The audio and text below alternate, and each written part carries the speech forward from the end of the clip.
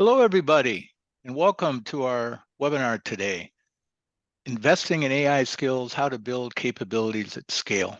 I'm Claude Werder. I'm your host. I'm an analyst and senior vice president for Brandon Hall Group, and I'm honored to have with me today Annee Bayeux, who's the chief learning strategist for Degreed.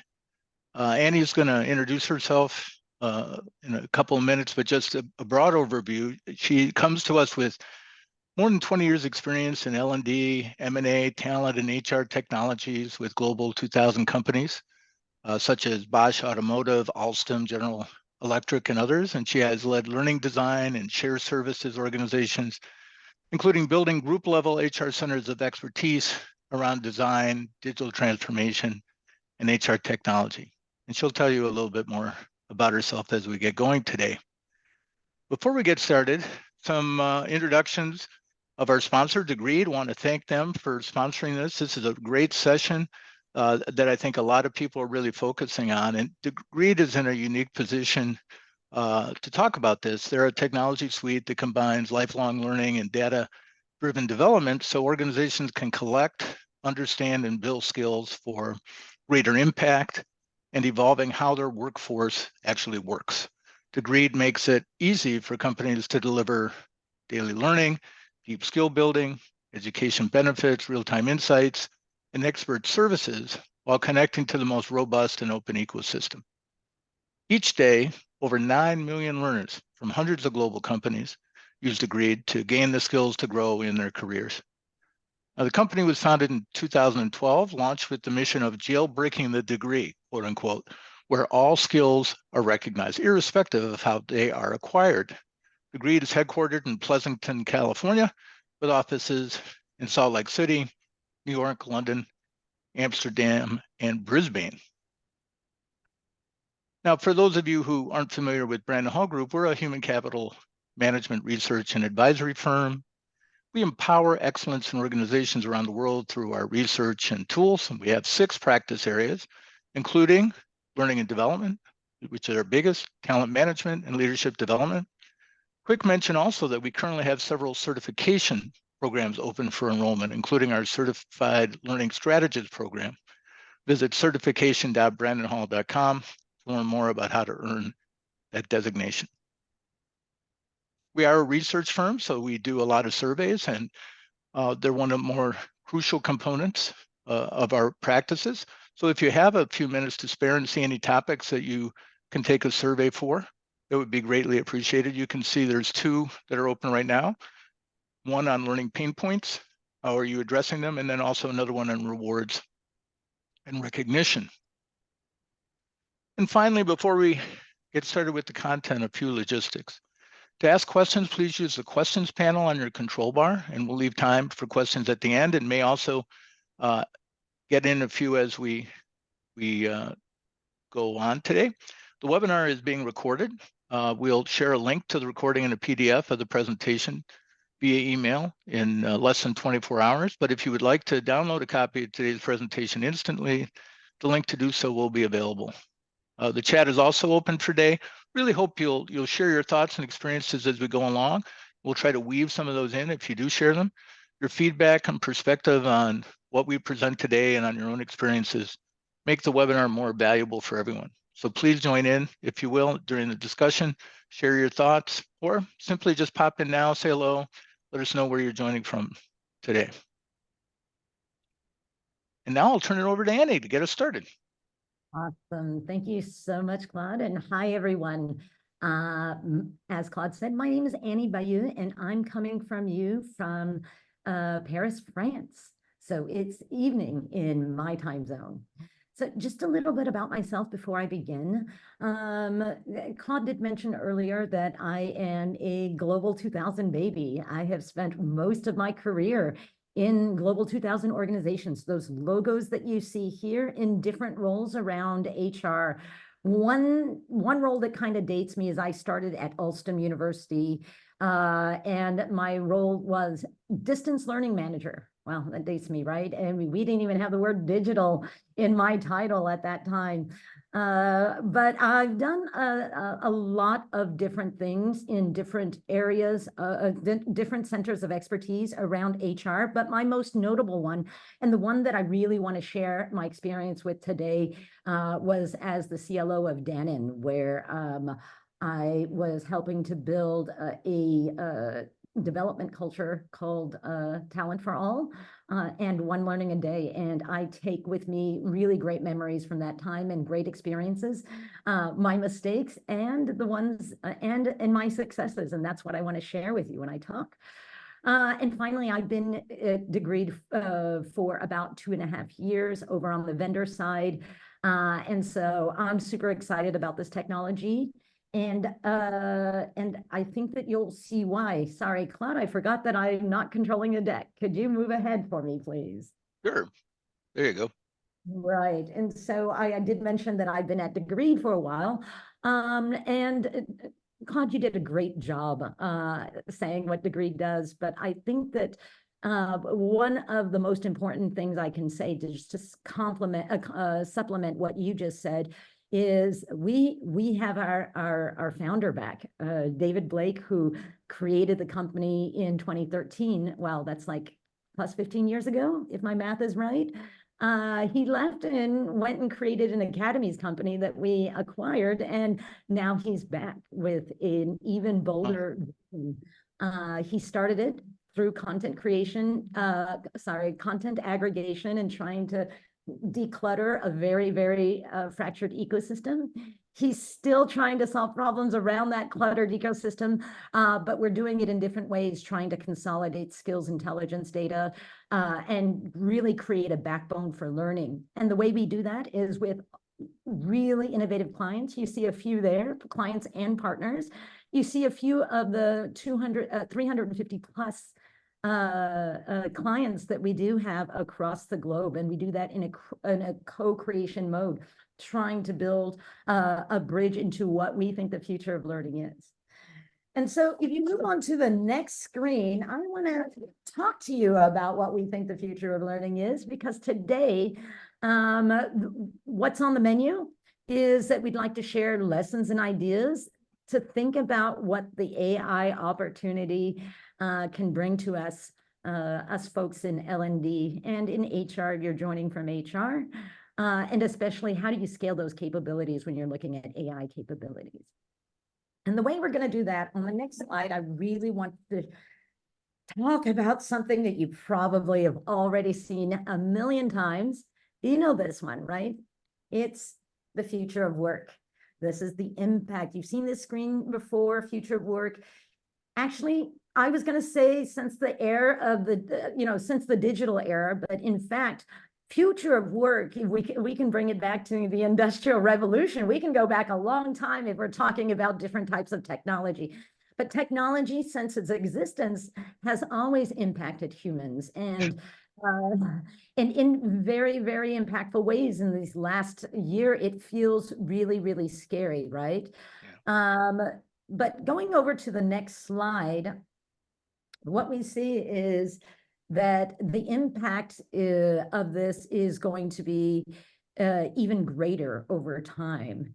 The technology and the advancements, especially, you can feel this with Gen AI, right? Wow, the development of technology is really outpacing humans, and it's actually have been outpacing humans for a long time. Here, this graph shows how fast technology can scale. And what you're looking at is when you combine this, just think about how fast technology moves in your own personal lives. I always feel when I'm watching my 16-year-old daughter, I always feel a little bit old looking at her with TikTok, or just how easy her as a digital native is handling things. Even she soon will be surpassed by this. Sorry, I was confusing it with French. So when you think about how you feel about technology and how fast it's moving in your personal life and your ability to absorb it, and you add all of your corporate applications to it and everything that you have to learn for work, it feels really overwhelming. And that skills gap that you're talking about, the gap that you didn't do anything differently at work and you still feel like you're falling behind, that skills gap is only widening with that acceleration of technology. And going to the next slide, but it's not just about technology scaling and driving faster. The new measure of looking at it is we looked in the past on how fast technology scales, but now the measure of success for technology is how fast we can adopt it. A lot of you have probably seen slides like this. It took 18 years for Netflix to get to the same 100 million users as it took ChatGPT, which is only 2 months. So we're looking at technology adoption that's collapsed from decades to years to months to weeks and now to days, right? That's what we're looking at. And this adoption without like basic safeguards and guardrails around how we should be using this technology. We saw with social media, the lack of guardrails on this fast adoption was really, really challenging. Governments, schools, cities, corporations had to unwind and rewind and say, hey, let's take a step back and think of the real ways that we're going to apply this. It's made it really sticky for us. And this encroachment into things like privacy and intellectual property, we did have to back up a little bit. But when we go to the next slide, what we actually see is we don't seem to be falling into the same mistake with Gen AI or any kind of AI or intelligent technologies. We have a lot of eyes on that. We have people looking at areas around ethics, values. We're asking the question, should we be doing this instead of can we be doing this? And that's a really good sign. But a part of that research and look into the impact of this technology into our society, you're going to get a lot of these types of reports, right? This one is from Goldman Sachs. And this came out last summer saying these are probably the most impacted roles or exposed roles to automation. That doesn't mean these roles aren't going to go away, but it does mean that it feels much different when we have this technology encroaching and potentially replacing some of the things that we did today, or in worst cases, displacing workers. But there's something different about this list because we've been seeing this list since the 80s, right? Looking how technology or manufacturing roles have been impacted. And Claude, I'm going to put you on the spot here. Okay. Yeah, you see these. What do you see different about these 10, different from the list that we've seen before? What's so different about it this time around? What do you think about it? I think there's a broader number of jobs that are potentially affected. And so I think really every job is potentially affected. It's not just these 10. But I think when I do a lot of talking to learning folks, and they always talk about jobs going away and what's going to happen and how do they adapt as learning people and how do they get their companies to adapt. And they talk a lot about displaced by automation. But just because you can be displaced by automation does not mean you have to be displaced by automation. And I think a lot of it depends on how organizations react to it and not see the technology as a threat, but as an opportunity for people to either use the skills they have at a higher level or develop new skills that can make you more marketable and employable in the long run. So I have a personal example actually I could share. My daughter, who is works for the state in serving people experiencing homelessness. And one of the things she did was she took technology to really automate assigning people to hotels and shelters, and all the data they need to serve people is now automated. So, gee, I guess you don't need social workers anymore. But actually, yes, you need them more than ever, because while it keeps things better organized and they can manage records, the personal touch of getting in touch with these people experiencing homelessness, providing them with services and counseling, working with landlords who are housing some of these people, or hotels that are providing temporary housing. They've actually hired more and more social workers to deal with that and give a more personal touch to the way they treat people experiencing homelessness. So the technology has enabled them to be more human, to be better social workers, to really practice the things that they were trained to do and the things that they had gotten into the business to do in the first place, instead of managing all these administrative processes. And that example you can apply almost to anything. I mean, one of the things that companies complain to me about all the time is leaders not having time to really spend time with their direct reports, to help them learn, to coach them in their jobs, to help them grow in their careers. But if some of the administrative tasks that every manager I've ever talked to can be replaced by automation, then they have the opportunity to do things better than they ever have before. So I think it's the way we look at the technology. And like your slide says, it's a challenge, maybe it's a threat, but it can also be an opportunity. But you also have to understand what the technology is and what it can do and what it can't do. So those would be some of the things I would see then.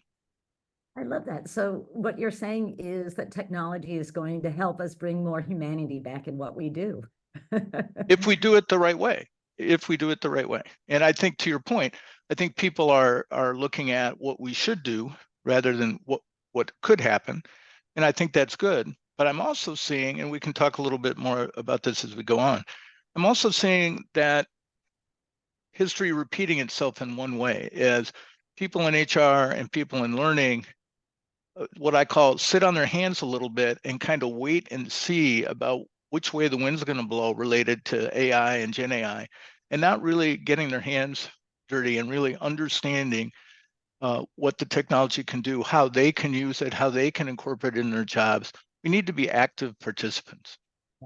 Well, you can't say that about anybody on this call, because that's exactly what they're trying to do, to learn what to Right, do. right, But to exactly. your point, that is exactly the guidance that people need. It's not a wait and see. It's about being Right. proactive.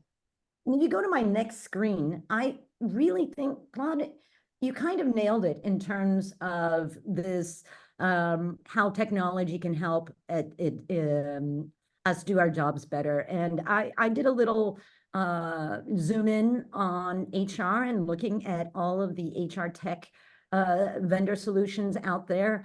Not all of them, sorry, but I reading a lot, trying to look at what's happening. And most, if not all, is all around automation and efficiency. So it's doing all of those transactional things that have very little value to us as humans, but just the structure of being in a corporation, the processes that we put into place, the visibility that managers need to run a business, all of those different duties have been bogging us down with a lot of transactional things. So you can look at it indeed as an opportunity of we are being freed. And actually the research shows that on the next screen. BCG did this really great study, I think in Q3 of last year. So if you haven't read it, I would highly suggest. It's called Transforming Human Resources by Using Generative AI. So this one is not just a general AI bucket. It really studies the impact of Gen AI on the way HR works. So it's about the acceleration of the HR value chain and not necessarily the replacement or displacement of anything we do today. And what you'll see if you squint a little bit, sorry for the size, but going down there, you see a quite sizable in green, the percentage of how much time some of these tasks or sample activities would take and the net potential gain or gain in efficiency that you might see anywhere between 20 and 30% in different areas of expertise. And looking at learning and development, it looks like what is the efficiency is around 20% efficiency gain. If companies like Degreed and other tech vendors in the space can really focus in on that automation piece. And so what is the takeaway from this slide? It's really, I wanted to show you this because of that net efficiency gain. I love what you said. We shouldn't be sitting on our hands. We should be proactive. And I want to talk to you a little bit today about that proactivity because it is about applying simple principles of upskilling yourself so you can be the change agent you need to be. But it's also about how do you go about a more holistic and collective type of upskilling. So on the next slide, I really want to introduce this as lessons learned from our most innovative clients, because we have been watching some of them who have been impacted by AI for the last 5 years. When I think of fintech and financial services industry, they have a lot of them have been extremely disrupted, and they have some of the most advanced AI academies and AI business units in the world. And we have been watching some of those of our clients and what they do. And I want to share those lessons with you today. But first, Claude, I would love for you to, I'm sorry, I have one more slide before we're going into that. Sorry, you can go on to the next slide. Yep. And so those lessons that we learned from our talent and development community is threefold. Number one, AI and learning about AI and AI upskilling is really about business transformation. I said it before, it is digital transformation and it's business transformation. So we need to take a look at it from that holistic view. And so as any good business, you want to start with an assessment and looking at the skills that you need. And I'm going to suggest ways of doing that too. The second big principle that I want to talk to you about today is it's not just about transforming collectively. It's about how can you enable individuals to be productive right away. And so the takeaway from that is going to be, how do we learning into everyone's work, and especially AI into everybody's work, so you can have a more holistic approach. And finally, why are we doing this in the first place is for that competitive advantage. So if you remember that the reason we're doing this is for the competitive advantage, you want to get an edge as early as possible and start to look at how you allocate and reallocate some of those resources to focus in on that. So with that, now, Claude, I would love for you to launch our first question. Yeah, so we want to get you involved in this and get a sense of where you are in your journey, and answer this polling question for us, and then also put in any comments that you have that we can reference in our discussion. So our question is, how would you rate the readiness of your learning and talent teams to thrive in the emerging era of AI?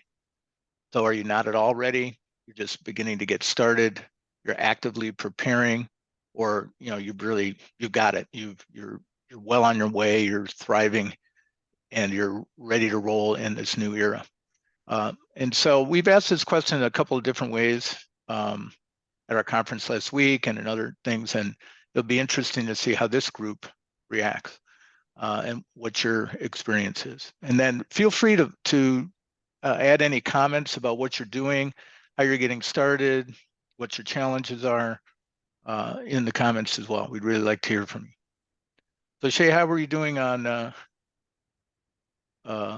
responses here? Great. We got a good amount of people, so I'm going to go ahead and end the poll and show the results. Well, let's take a look.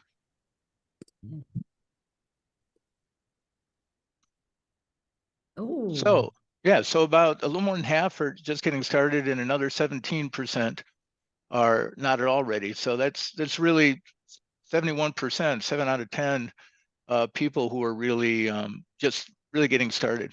It's great to hear that 29% are actively preparing compared to other groups I've talked to. That's a pretty good percentage.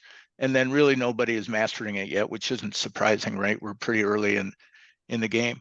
But if for those of you who are actively preparing, it would be great if you could share some comments about what you're doing and how you're doing it to give us some perspective. So we'll go ahead and move on now, but thanks for that. We're going to do a couple more polls as we go along. Annee? That's great. And I have to say that I'm a little bit surprised. I really liked, I thought that C would be a little bit lower, but it sounds like we're coming back from the whiplash of Gen AI that hit us last year, and now budgets are in. We're getting our heads straight. Vendors are starting to develop solutions, and so we're starting to see a little bit more clearly on that. So I'm really, really enthused. And I would really love for you to ask that same question in 6 months to see how that's evolved, to see if we've moved down the scale a little bit. But I don't want anybody to feel bad. Even the most innovative clients that I'm going to be talking to you today probably wouldn't answer number 4. I don't think anybody's really, really got this. Right. But I really want to shift now to one of the first lessons. And this, all 3 of the lessons that I'm going to give you today is probably going to feel like a no-brainer to you, but I think the differences and the nuance and what we're talking about. And when I say start with the skills you need, a lot of people say, duh. Yeah, why not? We know that. All L&D starts with the skills that you need, right? Actually, probably in most cases, no. We are used to being order-taking organizations where we don't start with an actual baseline measurement of the skills that we need. But even before not starting with an assessment or not understanding the skills that you need, even understanding the roles that you have in AI is going to be really challenging. One of the poll questions, if we had a poll on this page, I would probably be asking you is, how many AI roles do you know of within your organization? And I'm not talking about AI specialist, right?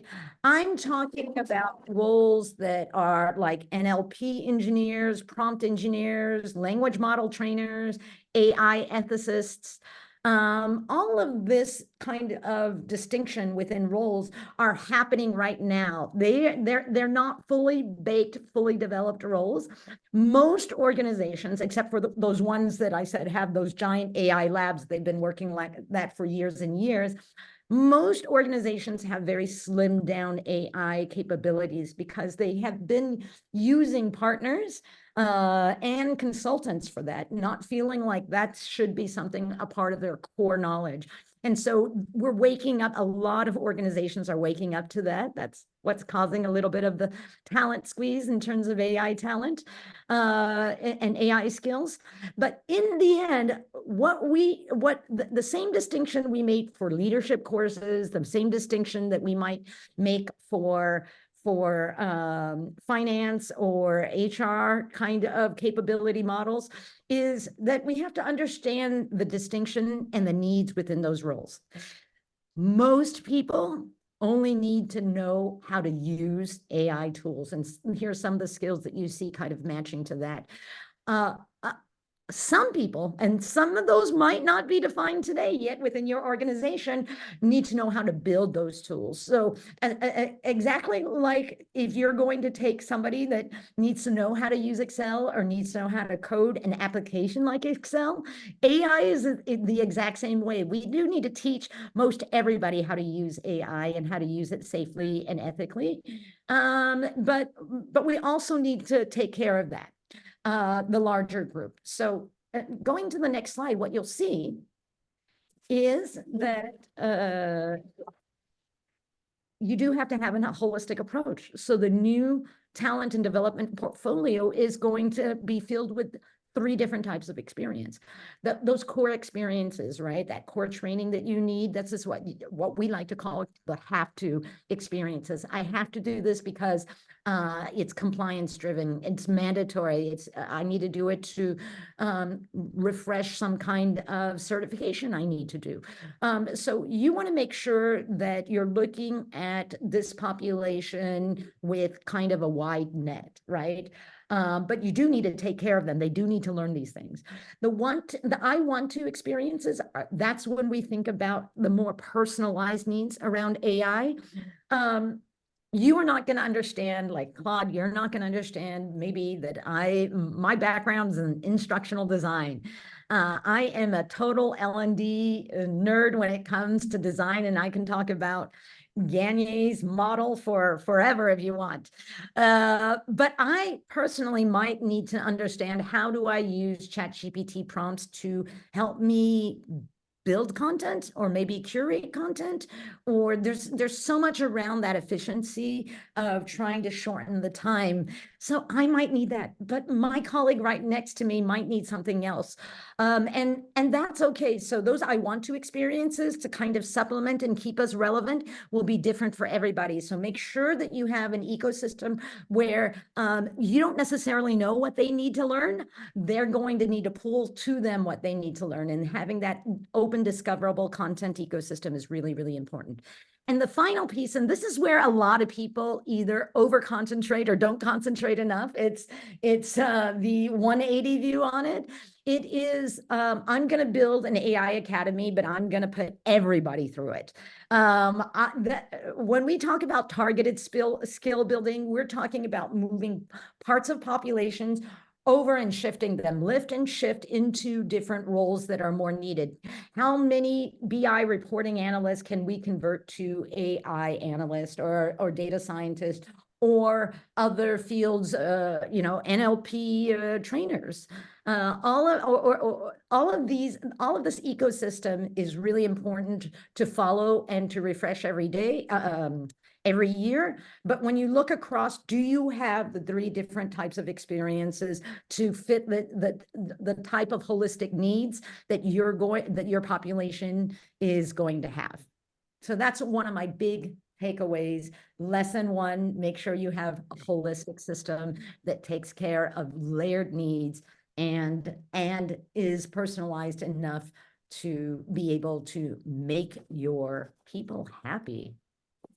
So with that, yeah, I just wanted to interject for a minute, because some of the folks on the call are already kind of beginning that journey that you talked about. So we have Hammy, for instance, said that she started an AI community of practice, people who are interested in using AI for strategic purposes in the organization. Another person has a community of practice. People are talking about beginning AI in course design and in driving participant practice and discovery. And then Sarah launched a generative AI campus last year packed with learning opportunities. So people are doing a lot of different things to get started, and that sounds pretty good to me. Yeah, it does. And I remember from us having this discussion before, when you look at this, it feels like each one of them, I don't know if you guys did this on purpose, but you have examples in each one of these communities, right? So I already love it. I don't even need to be here. I'm just consolidating and saying what you guys are already doing. And Claude, I mentioned about those AI skills, just backing it up a little bit.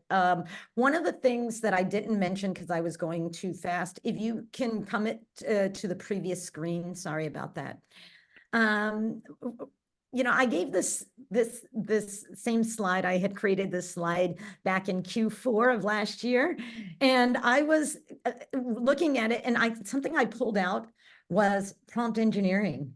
And the reason I pulled it out is because, in fact, in the time that Gen AI existed, we first heard about prompts and what is prompt engineering. Right.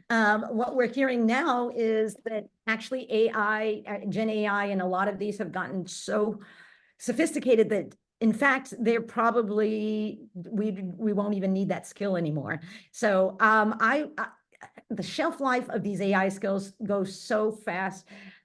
You made a great comment to me about how we can kind of future-proof our own relevancy. And I wanted just to see if you could share a little bit about what you think of, like, maybe the skills that we can learn that last a lot longer than 6 months. Yeah, I think the key, whether we're dealing with AI skills or just in our job in general is really focusing on our human-only skills.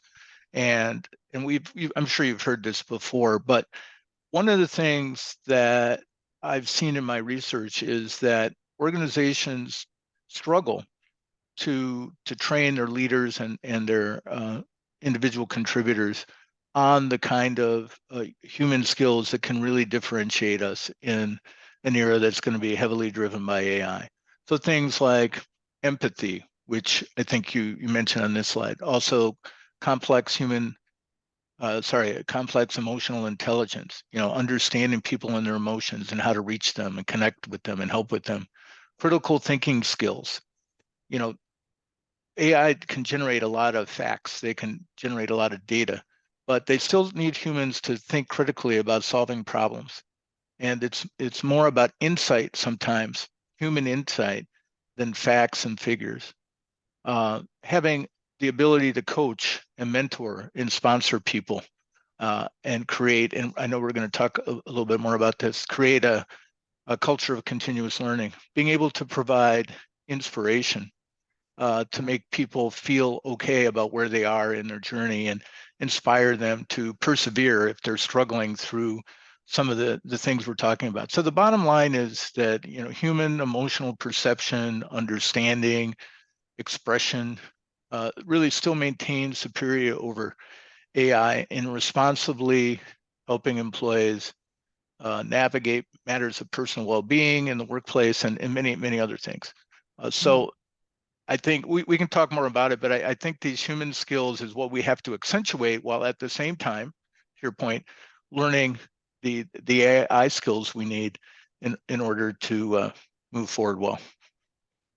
I almost feel like what you just said, we shouldn't be building AI academies. We should be building leadership academies. And because it does, you've convinced me I'm going to just lean into my people skills or human only skills, as you call it. I love that name.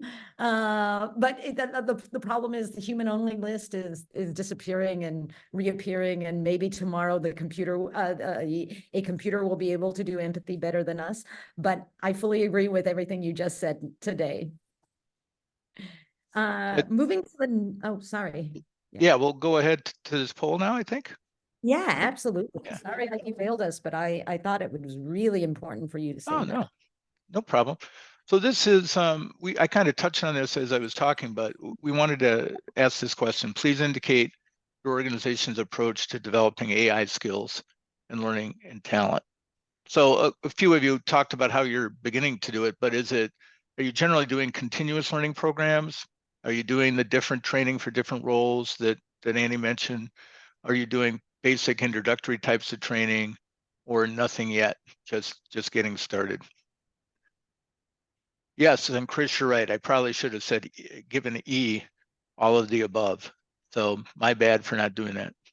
It's great if you are doing all of the above. If anybody wants to put in the chat that you're doing all of the above, that would be great.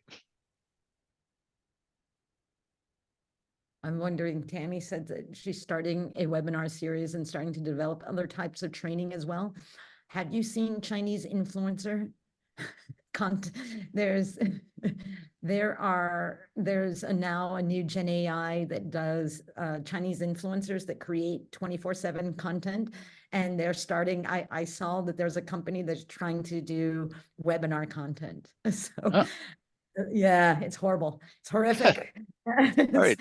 I would not want to do that. I don't know why anybody would want to sit there and listen to some fake influencer, but that's just me. I'm too old for this stuff. So here's some answers to the poll question. So this is interesting. So about 40% really not doing anything yet or just getting started, but you've given some great ideas here, both Annee and some of our attendees.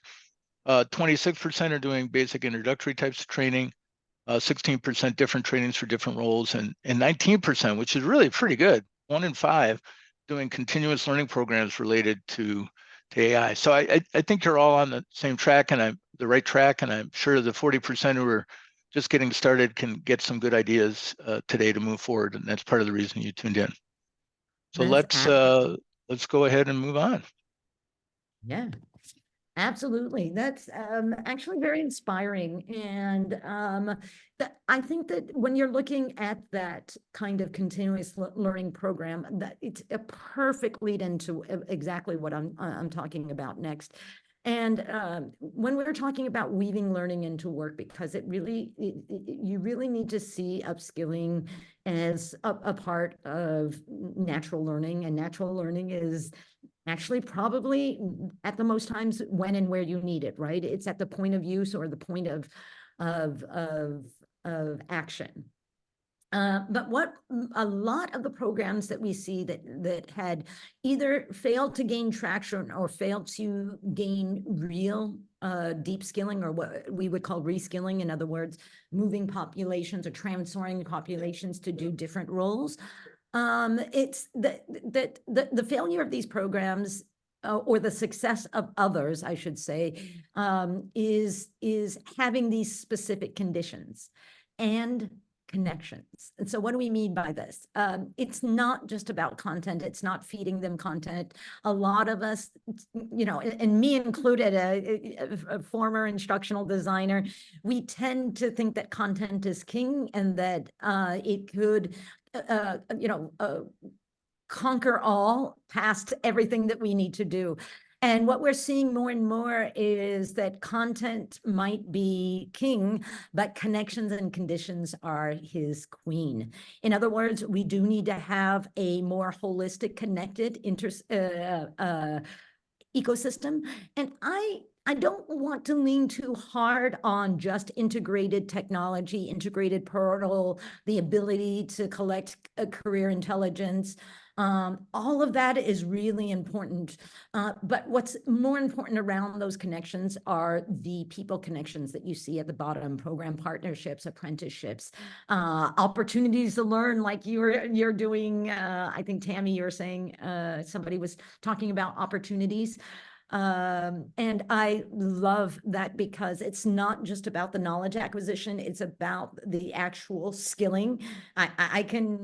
I can watch a video on how to do something all I want. Until I have actually tried it and applied it, I'm not upskilling myself. And so when you're looking at a more holistic program than just knowledge acquisition in terms of AI, this is where you're really going to see an impact. But also the conditions. And the conditions aren't just about launching a flagship program. When I show this slide live and I ask people to raise their hands about, how many people do this, a lot of people do it, but where they do it is on their flagship programs, on, one of the biggest initiatives that we're learning today. What we see in our most innovative clients like Capgemini and Standard Bank is these principles become their operating model for learning. And I find that super, super inspiring. Claude, I know you think that maybe some of this looks old school, no pun intended on that, but I'm wondering if you can share your thoughts around this kind of holistic model. The continuous, really, we're talking about continuous learning, and continuous learning through a variety of experience that aren't necessarily formal learning. And we've really been seeing a big increase in that for years now. So for instance, the number one modality that we're seeing an increase in this year in our research is coaching. Is the number one modality that people are working to develop. Mentorship is up there as well. And allyship, more relationships, more helping each other along the way, a personalized way to learning that goes beyond facts and concepts and can be a near constant or consistent presence as needed. So we're seeing a lot more of that, where you're building skills and you need some facts and some concepts to get your arms around, but it's really how you apply them and getting the help you need from different points of view in the way that you can accept and digest them is really the key. So the more you can build those connections and the coaching and the mentoring and peer-to-peer learning, cohort-based learning, where people can bounce ideas off each other. I had a conversation in the hallway at our conference last year about the ways we're using AI compared to the way other organizations are using AI, and things that I hadn't even thought of some folks are doing. And, I came home and I started experimenting with that a little bit. So that's just one really simple example of how just a comment or a discussion or a conversation can lead to greater learning. Yeah, I love that. I get really annoyed when I say ecosystem and everybody thinks I'm just talking about your tech park, right? It's your people, it's the village that we're talking about. Yep. That's the important thing. So that leads right into my next slide, actually really, really perfectly, and I bet you didn't even plan that, is what's the new role of talent and development? And what we're looking at is this almost looks like, the HR value chain, but it isn't. It's the employee life cycle. And it is the moments of need where L&D can be the most prevalent in an employee's career. And what we looked at is, I think more traditional models had the first three: onboarding, perform, engage. Let's see how I can make them compliant, get them, started, and giving them performance support. But what we're seeing is more and more that last half. I'm growing, and I've grown to a point where I need to change roles. And I am counting on you, L&D, and my company to upskill me for my previous role. Now, Claude, I know you and I come from a generation where we couldn't apply for a job internally unless we were fully qualified. We had all the skills. We checked all the boxes. Me being a woman probably had to check more boxes than you. No, just kidding. But when you see that, today the expectation, not only on the company side, but on the newer generations coming into work side, is I have a lot of potential. I'm super smart. I don't have the experience, but you're going to teach me. And so that I am prepared, where they drop their level because they've changed roles, that reskilling. And David, you mentioned it about high stakes certification exams. How do you get them from one area and massively collectively from one point in converting them into something new and more relevant? Certification badges, all of that, all of what learning likes to call vanity metrics, are not at all vanity metrics. They are really good ways of confirming that people have skills to be able to move them around a lot more quicker. So that old schoolness about what we're saying is actually never more true than today. Certifications are coming back, and they are so important. And now they're more important in some areas than actual bonuses. People want certifications. So we're seeing that trend. And so I'm glad, David, you're paying attention. I'm a bit concerned about the time. We're going to launch our last topic, and we've got 12 minutes to do so, plus questions. So, Claude, why don't you go ahead and launch our last poll? Yeah, let's do this real quick, and then we are going to try to save some time for questions. So please feel free to start asking some as we begin to wrap up here. So question 3, how would you rate yourself or your team on integrating AI learning into the employee experience? So do you feel pretty accomplished, progressing? We've certainly got at least a few people who are doing that through the chat, just beginning, or not doing anything yet. So how would you rate yourself or your team on integrating AI learning into the employee experience? And we'll take a quick look and then move on and finish up so we can have a couple of questions, hopefully. I'm going to put it out there, and I'm going to honestly say about myself, nothing yet.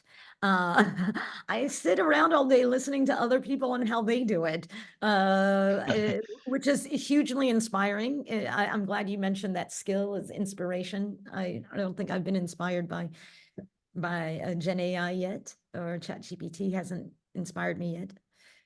But okay, we have some results here real quick. So not unsurprisingly, 30% aren't doing anything yet. 55% are beginning, which I think is great. I mean, we're all in the early stages of this journey, and 16% are progressing. I think that's really good. I mean, I think you folks are really in a good place, and hopefully you can just keep going. So let's move on to the next thing and get through the last couple of few slides, and then we'll wrap it up. Right. I'm going to try to be quick and painless on this one. So we talked about the reason why we're doing this transformation is to keep your competitive edge, right? That's the expectations of all of your CEOs today, is that they want learning to help keep them competitive and give them that edge. And so how do you do that? I heard a really good expression about you don't wait until you see your first drops of rain to start building your ark. Sorry for the, kind of leaned into Christian reference, but it's about Noah and his ark. And you might not want to start building your ark when you see those first drops of rain. You're going to probably need a little bit more time than that. And that's kind of the takeaway message. On the left-hand side of your screen, you're going to see a model that was designed by Charles Jennings and Josh Eretz from the 70-20-10 Institute. And this is kind of the new model of 70-20-10. And what they say about this model is that actually all parts of L&D need 4 different types of business model. They need to be order takers, because sometimes it's just about taking orders and listening directly to the business because they know best. And they also would need, and especially when you're talking about compliance and regulatory training, but they also need to enable learning. They need to put into place the systems and tools that you need to be able to learn. And HR really, really loves that. But the business, to be very honest, doesn't care about either one of those things. What the business cares about is, do my employees have the skills they need to do their job today? That's how L&D enables performance. And have you created value by training my people to be able to do the things I need them to do? That's value creation, right? And so at any given time, we need to do all 4 of these. We're not saying always do value creation, always do this.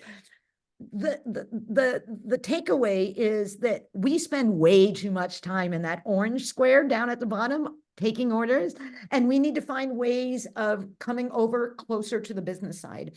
And there's a lot of really interesting research that they've done around this, but one of the biggest ways is to concentrate on the skills that you have to be able to build and have a more intentional philosophy around that.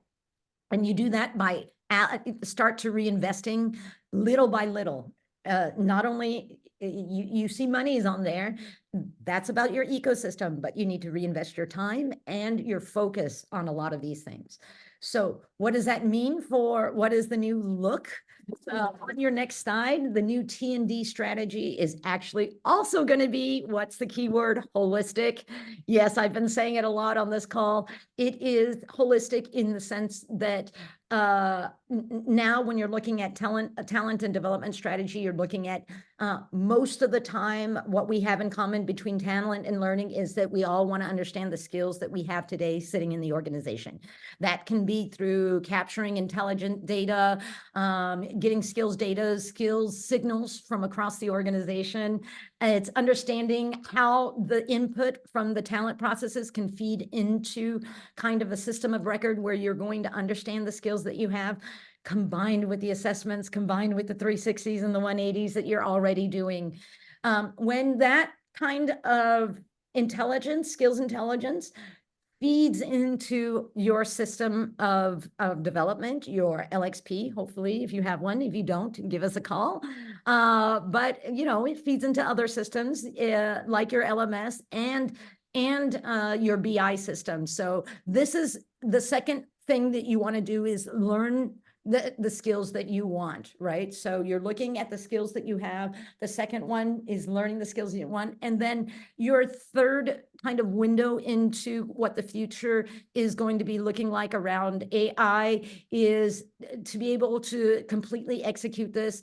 It's understanding how to grow those skills, right?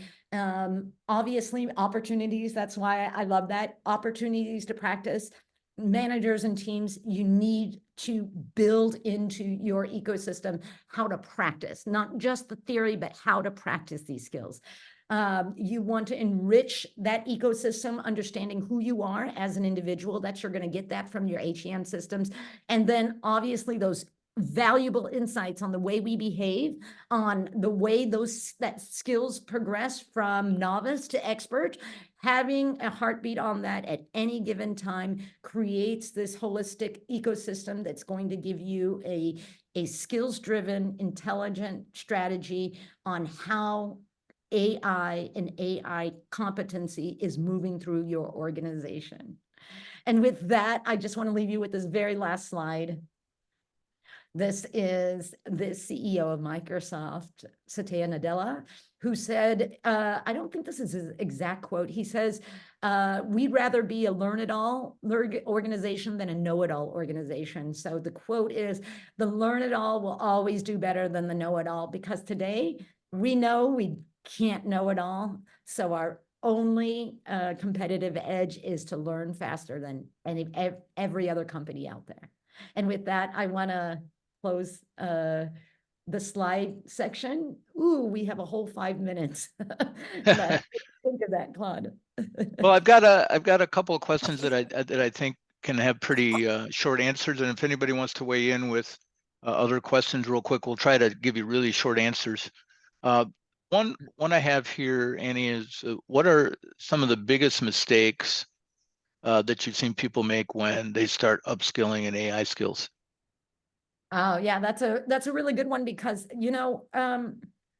we see a lot of people with really good intentions that want to introduce programs that are just programmatic learning. I'm going to introduce this program that's going to take care of one slice of that AI pie.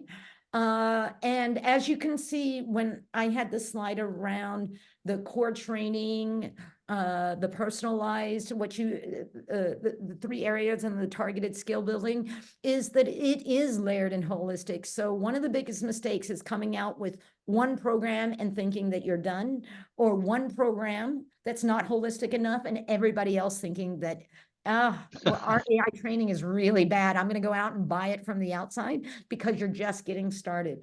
So when you're starting your AI Capability Academy or your AI Academy, make sure they understand that that every nugget that comes out is a part of a broader ecosystem. Over communicate on this to actually give them the patience of waiting for programs that are your company sanctioned programs, but also waiting for making sure that you're layering that out and taking care of all those different populations with different needs, but over time.